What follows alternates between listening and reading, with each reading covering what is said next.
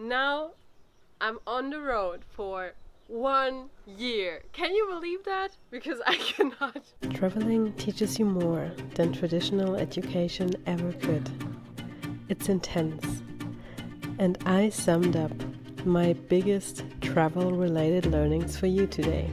And now, welcome to the party. So much happening, and at the same time it went so fast, and I'm just completely like, but I'm so happy. Like, I'm still so happy for everybody I met, everything I've been through, every low, every high. I don't know how to say, just be super happy right now. So I had the idea to kind of sum up my biggest learnings I had during the years, and because I just had so many learnings, from the big ones to the small ones, so I thought we're actually gonna divide my learnings because there are so many. So we're gonna divide them into like only travel related learnings, which gonna start today in this video, and in the next video we're gonna do the kind of personal related learnings. Grab yourself your favorite drink and let's dive right into it, and I really hope you can learn something as well. So the first one is, I think, one of the most shared lessons people learn, but just from my own experience: pack light. There is nothing more annoying than carrying around 20-30 kilograms of luggage, especially when you have to like be at the airport, change trains, especially sometimes when you're like in a really crowded metro and you have to kind of keep it in front of you, keep it on your lap, whatever, just so you see what is happening. So please make sure to pack light, because in the end it comes down like this: what you will need for 5 to 7 days is what you're gonna need for 5 to 7 months or a year or whatever.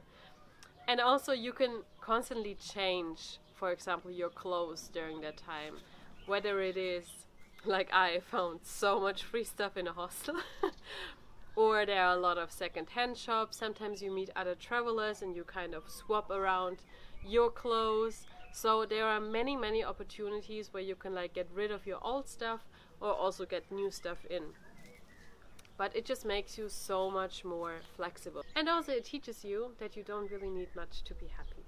Also, that brings me to another thing: you don't need much, but make sure you bring the essential stuff. For example, I have 2 charging cables with each like the 3 main, I don't know how do you call it, but like for Apple, for Android, and the USB-C. So I'm just prepared to, in best case, charge all my devices at the same time. And also I always have, if one cable is broken, have a spare one, because if your phone is not working while you're traveling, that's one of the bigger problems. And also with that, I speak of experience, but if you can solve this problem just by charging it correctly, all good. And you don't want to miss like any nice shots because your camera is not charged and all that. But also don't overpack, of course, because you don't need, I don't know, 10 pairs of socks if you're traveling in summer and always walk around in flip-flops. Something you might need in the worst scenario. That of course doesn't speak for medicine, because you should bring the most essential parts of medicine. But in general, pack as light as possible, and if you're doing that for the first time, probably pack everything and then put half of it away again, because you definitely still have too much. And that way you can also get the cheap flights, because in travel just buy carry-on. Another thing that's connected to like this pack light and luggage in general is your valuables. Always, like literally always watch your valuables. Never put your backpack somewhere where you don't have it kind of attached to your body, or where you for 1 second don't see it. And I speak of experience because my smaller bag got stolen in Sevilla, which was definitely my fault because I put it on a bench and took photos, and then it was gone. I can really not recommend leaving your valuables for just 1 second. But the good thing was, I mean bad was, there was my passport in there, and my other camera lens and my international driver's license and a journal. Only bring with you what you really need, and everything else just put it away somewhere, for example in the safe of a hotel, or you have a locker or something. Don't bring everything with you, and have copies of every document you have. So once you're packed, or even before, it's time to prepare for your destination, right? And for me, there are two different ways how you can do that. One is to plan ahead, and one is to go to a destination without having any clue what to expect, without knowing anything at all. And of course, it's not just black and white. But for me, I used to be the person that planned everything ahead. I booked everything, I watched endless blogs and YouTube videos in advance, so I knew how this place is gonna be like and what I'm gonna do and all that, which is beautiful in a way because you have less stress while traveling because everything is planned out. You have a feeling if you're gonna like the place or not. And also for me, it was always part of like looking forward to the trip, getting excited already, because in the end I most of the time didn't do even 80% of the things I listed down, but it was just fun to get into the process.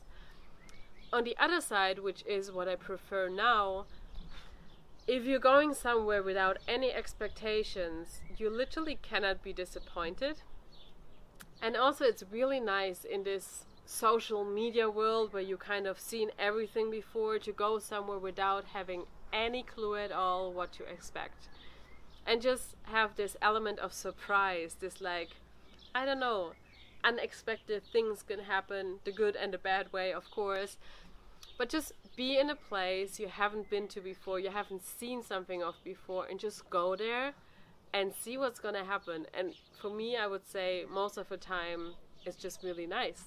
For example, with Granada, I had no clue about Granada until 3 people who were not connected to each other in Greece within 1 week told me about Granada and said, this is the place you should go to, this is your place.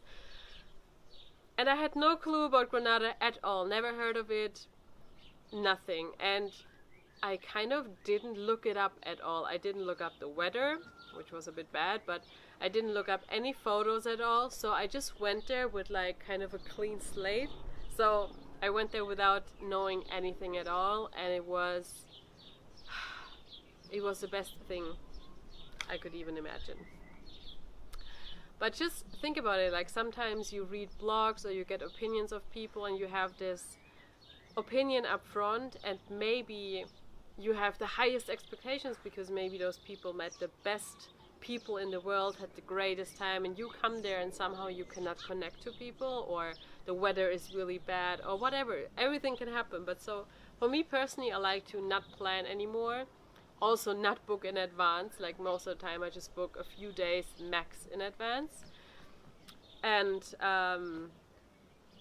that way stay super flexible, which is, to be honest, the more expensive solution most of the time, because if you book in advance it's usually cheaper, or you sometimes have to sleep in the common area because every dorm is booked out in a city in Spain. Crazy. But yeah, for me, this is still the better option. I just like to keep things flexible, you know? Because you never know. Maybe you like a place way more than expected. Maybe you like it way less. And so you're just like, keep it flexible. One thing I definitely have to say, if you're traveling, especially as a solo female traveler, I can really recommend book at least the first night in a new place, your transportation there, and try not to arrive at night. Those are like the only things I would really advise you to do, and to plan kind of ahead, because you don't want to arrive in the middle of the night. Sometimes there are creepy people in this world, just is how it is. And when you don't know yourself around, then maybe your phone dies and all that stuff. So make it easy for you. Arrive during the daytime and have the first place settled, because you might be tired from traveling and all that. So just then we come to your initiary, kind of like you're already in the destination, but then don't plan too much. For me, that's really essential, because you never know how you're gonna wake up in the morning. You don't know if you got enough sleep, especially if you're staying in hostels. You don't know how your mood is, and I don't like to plan activities too much ahead because I don't know, it's just sometimes you're not feeling it, right? Sometimes not the right people and all that, or spontaneous activities are mostly the best ones at all. And I always like to say, especially when you're traveling with other people, when you're traveling solo, you have the freedom to do whatever you want every single day. And I like to call that the church factor. Because there are people that like to see 10 churches in a city, like all of them, as much as possible. Some people don't like to see any church at all. And for me, it's like really depending. Sometimes I'm really into it and sometimes I'm not. And it's like, do you want to see 10 churches? Then go see 10 churches. If you don't want to see anything at all and just want to lay all day in your hostel bed, you can do that. But if you like booked all the I don't know, walking tours, museum, this, that, in advance, you're like just running from one place to another. We had so many people in the hostel that said they are so sad they couldn't enjoy the hostel atmosphere more because they were so busy exploring the city. So, and I know sometimes you just have those 2 days of a weekend or like a couple of days for your vacation. And yes, of course, you want to make the most of it, and I get that. But do yourself the favor and not overdo it, especially if you're traveling long term. Plan like days where you can just relax into your schedule and just like chill. Just enjoy, just getting lost somewhere. And I promise you, you're not gonna regret it. The next point is expectation versus reality. I know that of some places, we have this super romanticized magic image. For example, Italy. Beautiful place, everything perfect, food nice, people nice, language, everything. But you come there with an expectation that everything is just better than your home, and it's just not the case. Like, for example, public transport. Me coming from Germany, public transport is mostly reliable, except for Deutsche Bahn. But let's just say, like in general, infrastructure, public transport is really, really good compared to other countries. And then you're coming to the south of Italy and all of a sudden buses don't appear, bus stops not existing, you don't know where to officially buy your ticket, it's all like, just be prepared, it's gonna be different. Also, there are different rules of how to behave properly. For example, in Egypt, of course, you don't have to cover your hair completely unless you're going in a holy place or a mosque or something. But it is usual that you at least cover your shoulders and your knees whenever you walk around, especially as a woman. So those are like little things you just do out of respect, but you have to inform yourself up front how to behave in this country because it's just a different country. And you're a guest in this country, so really behave like that. Or at least have something in your backpack that can always cover you up, like a thin scarf, even in hot countries, or like even I remember in Thailand I even put a towel around my legs when I went up to one of the Buddhas, so my knees are covered.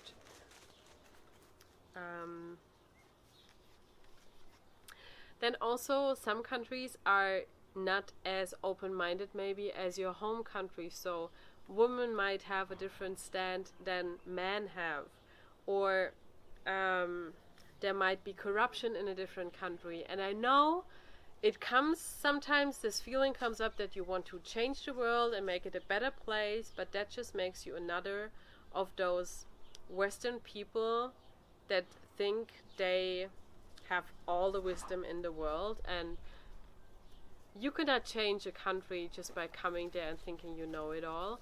So rather than trying to change other people in their country, go there, be open to like see how they do things, why they do certain things, and just treat them with respect and act according to their rules. Because then, for example, it's the same in Egypt. There are places where it's really, really strict.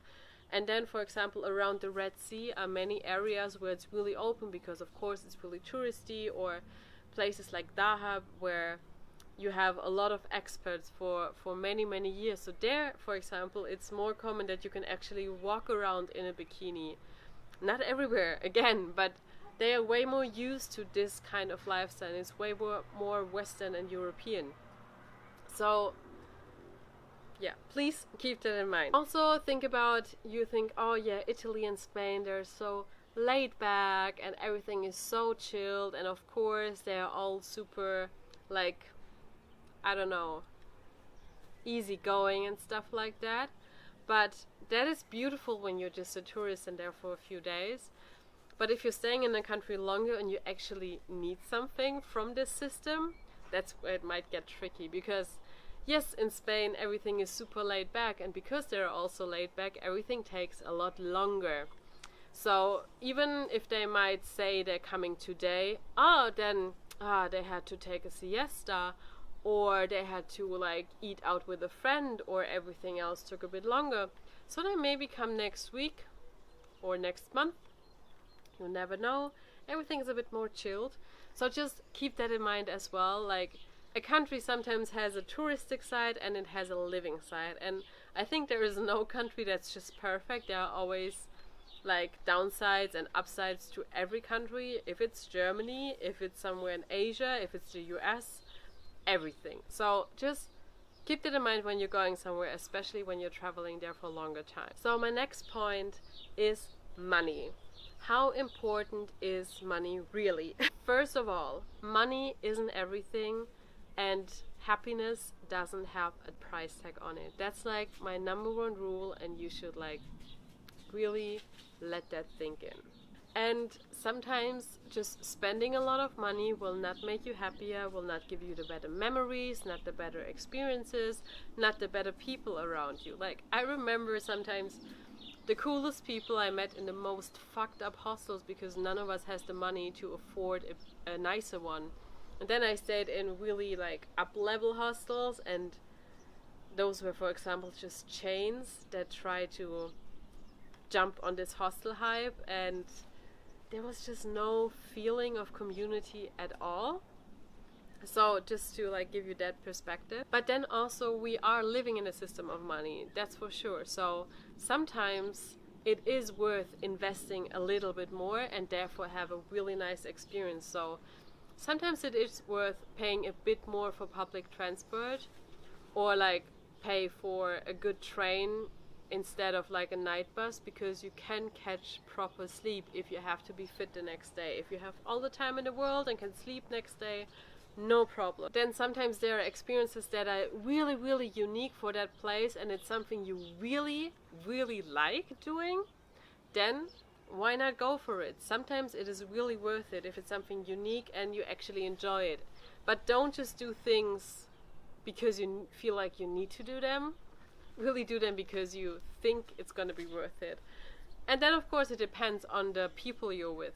But don't let people like drain you into paying for something. I've done that in the past and it's not a good idea. But then in the end, you don't need money at all to have a good time. I stayed in Granada for most of the time having almost no money. Like, I just earned like a little bit from the social media I did there, and that way afforded a kind of living, but I lived for free.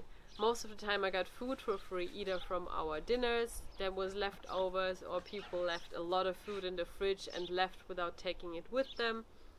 So I kind of lived for free, and then tapas and granadas are for free, just saying.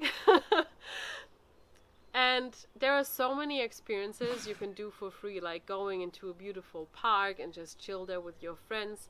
Be by yourself, just get lost in the city. Or sometimes you get a lot of like in Spain, for example, they have usually like one day where it's for free to go in some museums and stuff like that. So it's still possible to do so many things without money. And it actually, once you have no money at all, it makes you realize how possible it actually is to have a good life without a lot of money.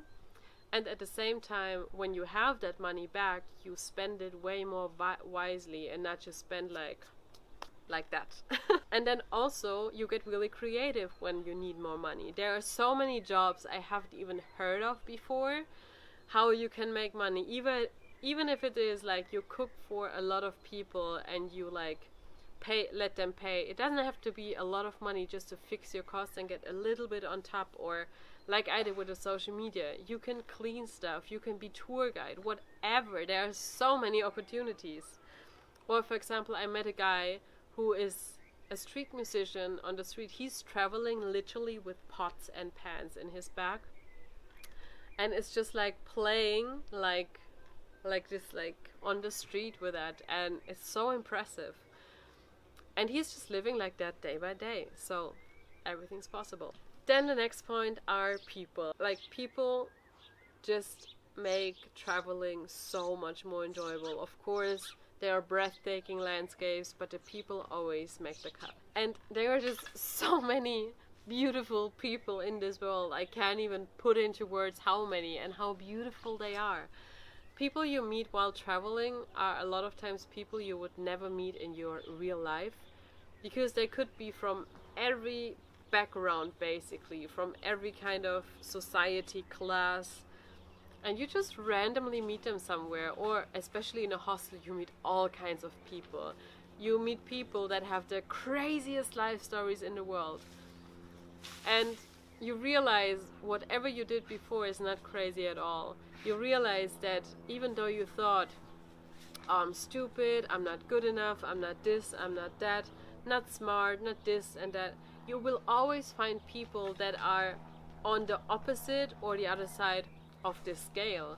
So you realize, hey, I'm actually quite normal. You can get inspired by those people to like get out of yourself, be more who you are. You don't have to hold back, because you can still like have an amazing life, and probably an even more beautiful life than if you would stuck in your little like society cave. Just be truly who you are, and that is something with traveling works so well, because whatever happens, you can always leave, right? And that way you can be truly who you want to be. Of course, please be nice. That way you can really like be whoever you want to be, explore yourself in so many ways. You meet people that give you opportunities for new things. I met people that met while traveling and develop business ideas together. You can maybe spontaneously go on trips together. Like, I met two guys in Malaga and we went to a 2 days trip to Gibraltar. I met people in Thailand and we had like meetups afterwards. And so when you meet the right people, you like connect on a such deep level, because you already share this kind of passion for traveling, so you're already on the same kind of mood. And then at some point you start to skip the small talk and you just come to the really deep topics real quick. And I just made long-term friends with that, and it's so beautiful, really. And those people just accept you as you are. And so they don't really care in the end like what crazy things you do, because they're used to crazy people. So go travel, be crazy, and like get your real self out there. The next point is language. And this is something I just recently really felt. Like, I always knew I want to know the language, and I always at least learned a couple of words to like get along in day-to-day life. But there's a difference, again, in being a tourist or staying in a place for a longer time. And if you're staying for a longer time, knowing the language makes such a difference, because you don't just have this small talk with somebody like a local person, but you can actually have meaningful and conscious conversations. You can express yourself properly, because again, you can only change yourself, you cannot change anybody else. So if you talk to those people and expect them to speak English or speak your language even, you can just not expect it. Like, even in the south of Spain, where a lot of tourists, there are many Spanish people that still don't speak Spanish really good, except for like the tourist capitals, kind of. And it's not their fault, because it's their country and they get along with their language pretty well. And you're the tourist, you're the guest in their country. So if you don't put the effort in to learn their language, it's not their fault. Also, that way it's way easier to get around, because you can ask local people to help you. And it is actually okay to help, like to ask for help. And that way you again can make really nice connections. You just ask random people for something, and then you may start a conversation, and in the end you may become friends. You never know. So that is also why now I want to become a polyglot and really learn the languages for the countries I'm traveling to. Because I just learned in Spain, like, I met There was this one Argentinian guy in my hostel, and in the beginning we couldn't speak at all because he didn't speak English. And once I got way better in Spanish, we had conversations and we got along way better than before. So I can really, really encourage you to learn a language, especially when you're staying longer in a country. The next part is capture, but don't over capture. And that is something I had to learn myself because I did it all. I over captured completely and then I stopped completely. And now I try to kind of find a balance in both. But it is really beautiful to capture your journey, to document your journey a bit. And it doesn't have to be like vlogging or anything. Sometimes a photo says more than 1,000 words, but don't hold back and be like, nah, what would people think if I take selfies or if I ask somebody to take a photo? This is your memory, and all those people don't care about if you're taking photos or not. They don't know you, and even if they do, who cares in the end? Just when you feel like you want those memories, take them. And it's really nice to look back, even if it's just a few photos, and like see those faces you hang out with or see those adventures you went on with together. It's just really, really beautiful. But at the same time, I also over captured. Like when I went to this creators trip, we literally vlogged everything from kind of in the morning when we woke up to the night. Everything was captured, usually with 3 cameras, and it's too much. I can really not recommend. It's really nice to still live moments without a camera on, and I can definitely recommend doing that.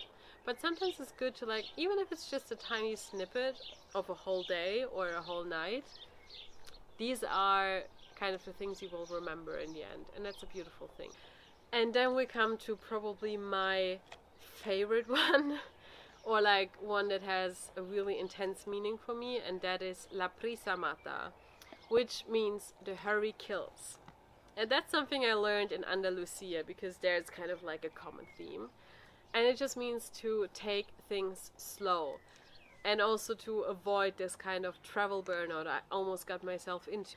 And that's what I said earlier, like, don't travel too fast, don't change your accommodation all the time, give yourself resting days, because you need time to process everything you're experiencing.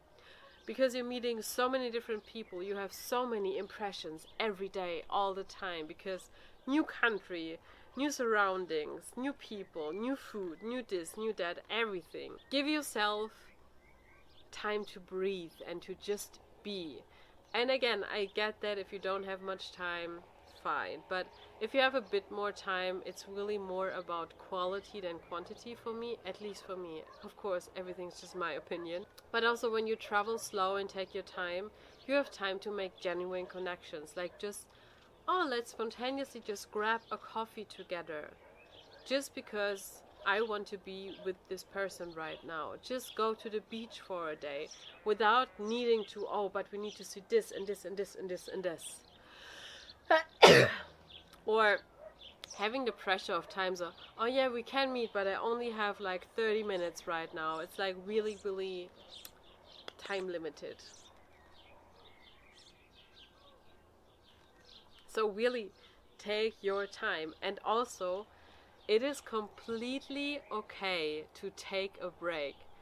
If it's from work, if it's from traveling, if it's from fast or slow traveling, if it's from being with people a lot to being without people at all, you can always take a break. And it's okay to not be productive all the time, whether it's for your work, whether it's your remote work as well, whether it's from seeing all the touristic sites, whether it's from taking photos of everything, whether it's doing something all the time because you're on a vacation.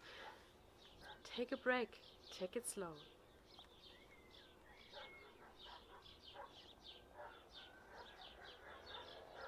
Yeah. And that way you can really enjoy everything that happens and be surprised by the beauty this world has to offer, because you can tell me it's not, but I truly believe there's a lot of magic in this world. And sometimes you can just only see it when you take a step back, when you take it slow, walking around and seeing this beauty of this world, like in the everyday little kind of things. And so I think that was kind of my biggest learning of all of them, is really to like take things slow and take a step back, take a break if needed, and like just enjoy the moment. Don't enjoy to, I don't know, capture it and to do this and that. No, really enjoy the moment and make genuine connections with the people around you, and that gives you so much more peace and happiness. So those were my 10 biggest travel related learnings. I really hope you enjoyed them. I hope you could learn something for yourself and you could maybe take it for yourself. Let me know in the comments what is your biggest learning when it comes to traveling. And then we see each other in my next video, where I'm going to talk about the 10 biggest learnings I had for me personally. And they were like a lot deeper than the travel ones. I can say so much already. So until next time, stay tuned, stay curious, and stay creative, my friend. Bye.